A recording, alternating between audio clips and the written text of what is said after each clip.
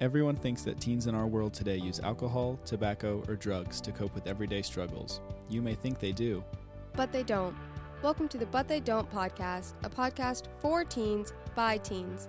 Join us as we cover substance use prevention, mental health, community conversations, and more.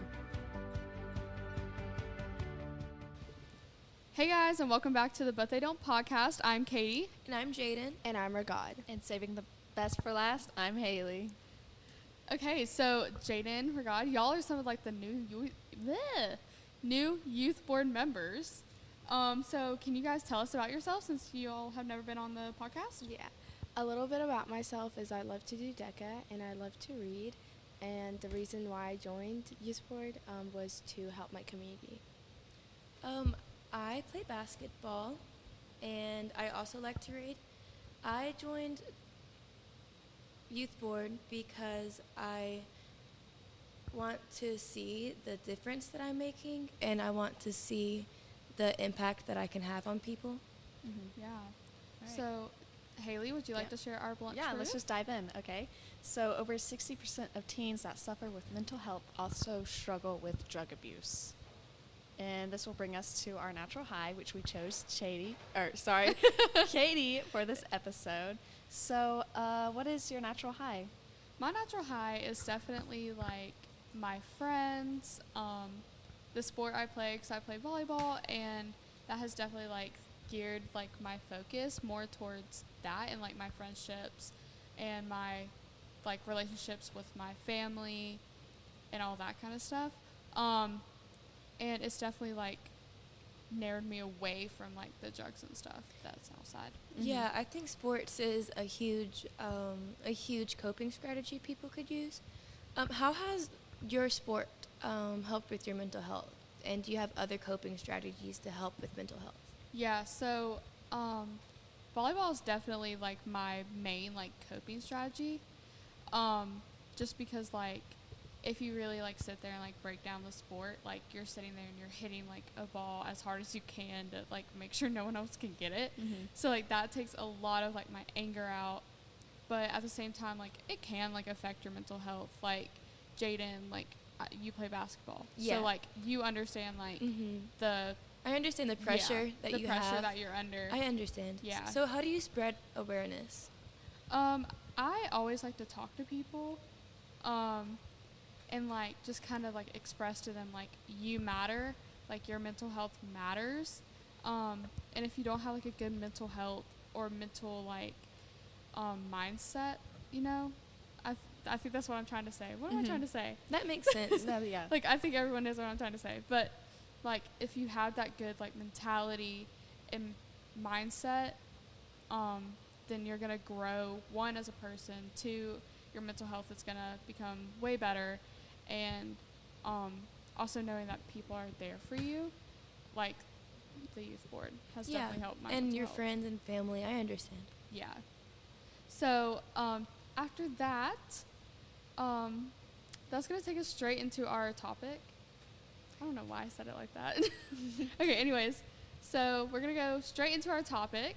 So we're going to be talking about some coping strategies that you can use and you can also promote on your social media and other platforms. These can be talked about on other platforms, not just social media. So one thing everyone should understand is that platforms are not just social media. It's your friends, family, sports team, and etc. How you present yourself. And even if you have a small following, you can like get to people that like are struggling. Even if you have like 20 followers, you're still targeting a majority of people that are struggling. Yeah, like there's more people out there than just those 20 followers. Right, And they you could be never sharing know. it. You never know out of those 20 followers if you might be saving someone's life with something that you share. And it could go viral to like other platforms too. Yeah. Yes. One strategy is staying active. Jayden and Katie, y'all play sports, so you guys use that as a strategy, correct? Yeah. Yeah, we use it. I used to play volleyball as well as basketball and other sports, but now I'm just focusing on basketball. But using them as a way to forget about everything else and just focusing on the activity and the running and the stuff that you put yourself through, it's a good way. You just forget about everything else. when you're just playing the Yeah. sport. You just focus Yeah. on what the goal is. Yeah, especially when like you love that sport, it's like your mindset is like tunneled straight into that sport. Like your mindset is so narrow and so like focused, I guess you would say. Yeah, because you have to stay focused to play a sport, Yeah. especially a team sport, because it makes you play with your team, but also like honed into yourself. Yeah. And for me, I like to stay inside. I like to sew, like make dresses. I bike sometimes. I guess that's active. I like to watch old movies, like the 2000s movie. So necessarily, it doesn't have to be like a sport. You could like be an indoors person that likes to, like me, like make dresses and even like watch. Yeah, there are plenty Yeah. of coping strategies out there for literally everyone. Actually, talking about how you like watching things, like movies on Netflix and stuff, it's actually common for people who suffer from anxiety to rewatch TV shows and movies because of the comfort and familiarity in knowing what will happen. And I'm not targeting you and saying you have anxiety, but it's just a fact that it's good to know. Yeah. And like talking like kind of just saying like what you just said, like not saying you have it. Like I remember in psychology that I took last year, I remember my teacher always saying, do not diagnose yourself because you have those symptoms. Just because you have the Right. symptoms does not mean you have it. Like, but so yeah, I feel like talking about this will definitely help some of you guys. If you're like, oh yeah, I definitely have that, and you are worried, go to the doctor, and I would get diagnosed with it. Right, I would talk Yeah. to somebody, and that's just maybe a small indication. But you really could just like the drama. Some people like tend to have anxiety, do like rewatching stuff, Yeah. but it's not just that. A lot of people just like watching shows because Yeah. they just like the show. Yeah. Yes. And just remember, rewatching the show, it does not always mean anxiety. Anxiety carries a lot of other symptoms. So this is not a guarantee that you have anxiety. It may not even be a hint that you Yeah. have it. Yeah. We do want to hit on some things that can hurt your mental health, so you can put those on your platform. These are just some things that you need to look for. Schools, friendships, home environments, and you like yourself can even hurt your own mental health. So let's talk about schools affecting mental health because I think that's a big impact that is Yeah. on the community. Yeah. Mhm. And Jayden, you said like when you were kind of struggling with some Oh yeah, stuff, when I was you were overwhelmed. I with was school. overwhelmed with school mainly and my social life, but the overwhelmingness of just being in school again and not knowing what to do with all of my work, along with all of my friends, along with all of my sports, and not doing good in math when I normally think I would do great in math, it just made me feel like I was not enough. Yeah. And I think that's a big thing affecting teens these days because I know Yeah. I'm not the only one. Yeah. And with like the pandemic, like that definitely like tanked a lot of confidence, mental health, etc. You know. So yeah. Also, the arguments like that we see in school and the fights and just the school environment that we see, it like may not be good on our mental health. Like we walk into bathrooms and we see people vaping, and we walk around school and we see people yelling at each other. Yeah. And I didn't go to friends or my family to get help. I thought I had to do it all on my own. Yeah. Well, now we're here. Yeah, we're here for you. Thank you.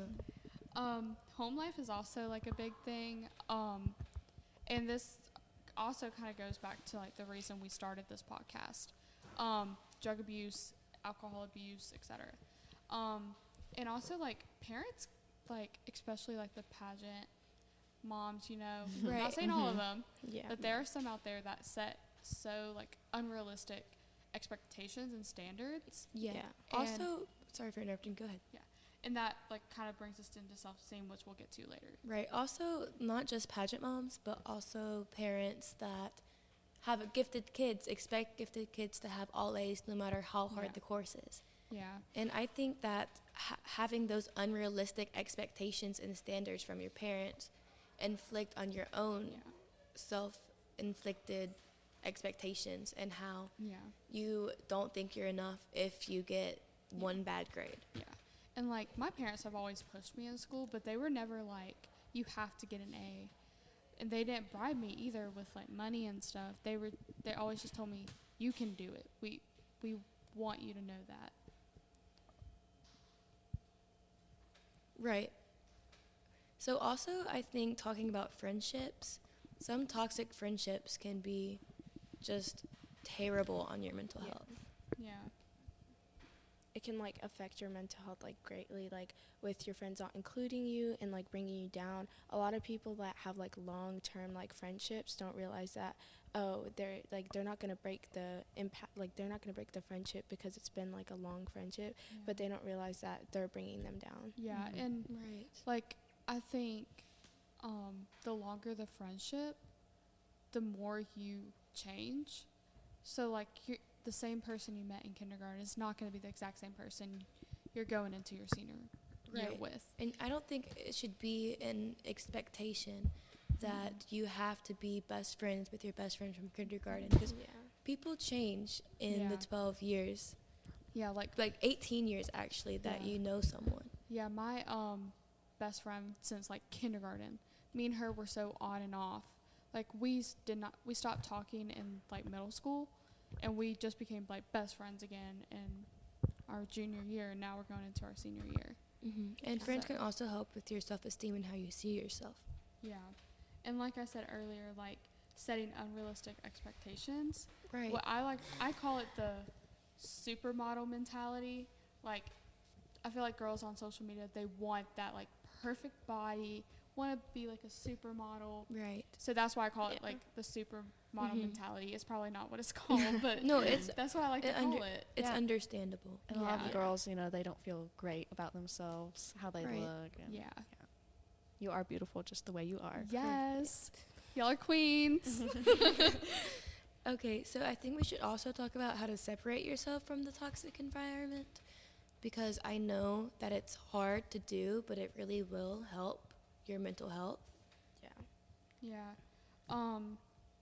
Like if you see these things and your parents see these things and kind of point it out to you, or like your friends, like your good friends kind of point this out to you, definitely sit there and listen to them. Don't just shut them out. I know I used to like shut them out and be like, no, you don't know what you're talking about. You don't know my life. And then like just shut them out. And then later on realized, oh crap, they were right. Like, Yeah, I'm going I down a really bad don't path. expect that you have to do it alone, because people are there and they will Yeah. help you. And like one thing in the self-esteem that we didn't touch on was like overachieving. Yeah. Right. You can overachieve with a group of people. You can like us right here, like us doing this podcast, the whole entire youth board, like all of us are overachieving something, But we're doing it but together. we're doing it together. Yeah. I feel like sometimes that can kind of mess with your mental health, but I think it depends on the situation. Mhm. Like especially if you are doing it alone, that definitely will hit your mental health, because like some people don't realize, oh, I have someone there for me. Mhm. Right. Yeah. Yeah. So, Ragad, do you want to talk about some strategies to use to try and separate Yeah. yourself? So a lot of ways you can separate yourself from the toxic environment is you can listen to music, hang out with people who empower you, who are your coping strategies, along with the ones we talked about in the beginning. Right, because sports, music, Even watching, rewatching TV Yeah. shows. Yeah, like sitting in your bed at night watching TV That might just while be you're crying. Yeah. is right, different. that might just need the comfort, though. Yeah. Like Yeah. crying is fine. Like I Mhm. cry. Guys, if y'all don't cry, I'm worried about y'all, because y'all need to cry. Yeah. I understand when y'all need to Yeah. cry. I'm not going to judge y'all if y'all don't cry. But like It's human to Yeah. cry. Yeah. but don't sit there and think, oh crap, I'm sitting here crying alone, because there's Right. no Don't one think here. you have to do it alone. You Yeah. can And if there's you need therapists help, out there. get help. Yeah. And I know it is scary, and I know it is hard, because I've had to go through it, and I know so many people that have. But we are out here. People are out there that will help you, and we love you and we appreciate you. Mhm. And getting help Yeah. is a huge part of Yeah. just getting better. Yeah. Yeah. And therapists are there for a reason. Like, I have one. So do I. I love to stress, like, go see a therapist, because at first, like, I was like, oh, I don't need a therapist, I'm fine. I was lying. I needed one. Because Yeah, ever since I right. started going to her, that has definitely, like, led me to the right path. Right. Mm-hmm. And so if you guys do want a therapist, or if you're thinking about it, that is great. And I know it's a big step to get one. But while you are working on it, just remember our coping strategies that we give. Remember that you're loved. Remember that you're appreciated. Yeah. You can't always just go and see your therapist. Yeah. So Yeah. Rely on your knowing friends. these are very, very important. And like about like using your social media for good, like the tips and stuff, like we like from listening to this podcast, you should like share of like you can use your coping strategies to cope with that and stuff like that. Right, yeah. Good points. So let's close out. I just wish everybody that listens to this knows you're loved, you're appreciated. Yeah. We're here for you if you need us, and use your resources. Yeah. Like, y'all are the reason we're doing this. So we hope that we are able to make like a huge impact in your guys' lives. And that even- you guys can make an impact on others' lives. Yes. Yeah. Yes. Because y'all have definitely made an impact on ours. Thank you guys so much for listening, and y'all have a great day. Yeah, we love you guys. Follow us on social media. Facebook is Pickens County Youth Board, and Instagram and TikTok is at WeArePCYB. Yeah, so thank you so much for listening, and we can't wait to hear you guys next time. Bye, guys.